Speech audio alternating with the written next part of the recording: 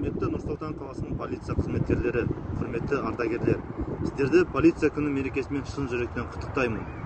Күнделікті қоғамдық тәртіпті қамтамасыз ету, заң бұзушылықтың алдын алу, қылмыскерлерді ұстау оңай емес.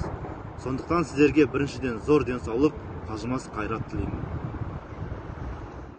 Нұр-Сұлтан şehrinin sevgili polisleri, 23 Haziran polis günü kutlu olsun. Ülkemiz güvenli, insanlarımız huzurlu olsun.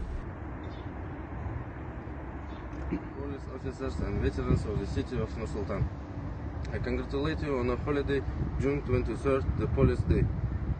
Preventing the violations of the law and detaining the criminals on a daily basis is not easy. Therefore, first of all, I wish you the good health and extremely large amount of energy.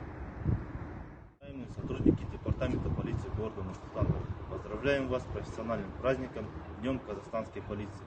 Ваша ежедневная служба – это залог порядка и стабильности в обществе. Желаем вам и вашим близким крепкого здоровья, благополучия, успехов в вашей нелегкой службе.